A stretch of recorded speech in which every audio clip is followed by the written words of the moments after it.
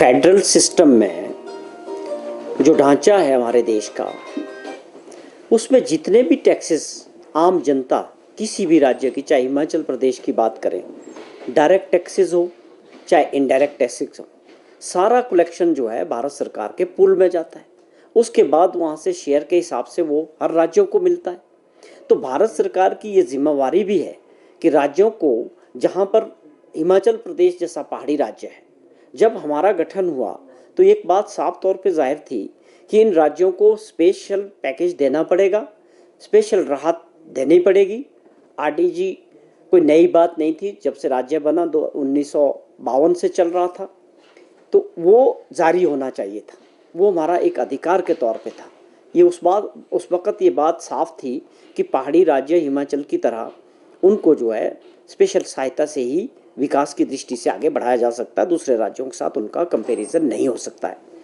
तो ये हिमाचल प्रदेश के जो विपक्ष के लोग हैं, जो जिसमें खुद पूर्व मुख्यमंत्री भी हैं और मेंबर ऑफ पार्लियामेंट्स लोकसभा में भी है, राज्यसभा में भी है, हम उन लोगों से भी उम्मीद करते थे कि इस मुद्दे को लेके हम इकट्ठे होकर इस लड़ाई को आगे बढ़ाते।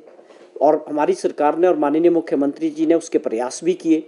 लगातार उसके लिए ऑल पार्टी मीटिंग भी हुई, या मेंबर ऑफ असेंबलीज़ के लोगों के साथ भी मीटिंग की गई। उसके बाद सेशन 3 दिन का किया गया।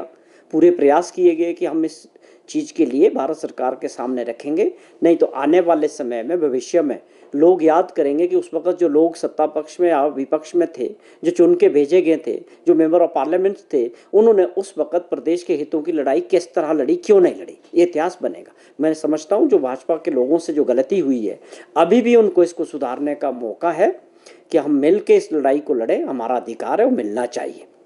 तभी प्रदेश को, हम अभी भी छोटा राज्य है, लेकिन विकास की दृष्टि से हम बड़े राज्यों से बहुत सारे क्षेत्रों में बहुत आगे हैं। तो ये हमारे लोग मेहनती है, ईमानदार है, पहाड़ी राज्य है, हमको मिलजुल के इसके विकास करने की ज़रूरत है। तो मैं आज के इस फैसले को माननीय मुख्यमंत्री जी को इस संदर्भ में देखता हूँ कि उन्होंने जो प्रयास किया है, प्रदेश की अर्थव्यवस्था को मजबूत करने का जो बीड़ा उन्होंने पहले दिन से उठाया था, उसमें सीरीज़ ऑफ बड़े फैसले लिए गए थे, जिसमें शराब के ठेकों को नीलामी को लेके, या एक प्राइवेट कंपनी का 5 स्टार होटल को वापस सरकार के साथ और प्रदेश के लोगों के लिए, या पावर प्रोजेक्ट्स में 12% से 18% शेयर की लड़ाई लड़ना, और बहुत सारे ऐसे फैसले थे जिसकी वजह से हमारी आर्थिक स्थिति में सुधार हुआ है। और आरडीजी ग्रांट बंद होने के बावजूद प्रदेश की विकास की जो गति है उसको रुकने नहीं देंगे, उसमें तेज़ी लाएंगे। और इस तरह के फैसले जो है, जहाँ भी प्रदेश का खजाने को जोड़ने का काम है, लोगों का फजूल के जो खर्चे हैं वो कम करने का जो प्रयास है, ये आगे जारी रहेंगे। चौहान साहब, कल जिस तरीके से राज्यसभा के चुनाव हरियाणा में हुए हैं, इसको लेकर क्या कहेंगे आप? कुछ ज्वेलरी से पहनी नहीं जाती, वो आने वाली पीढ़ियों की पहचान होती है।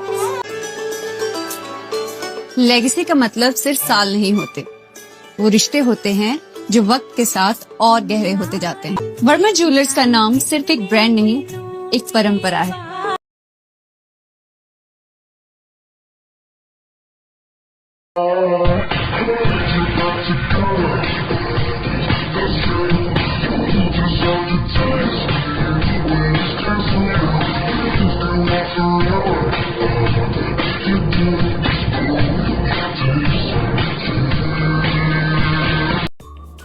Namaskar, I'm Alka Bharadwaj, Principal Gurukul International School, Kunihar.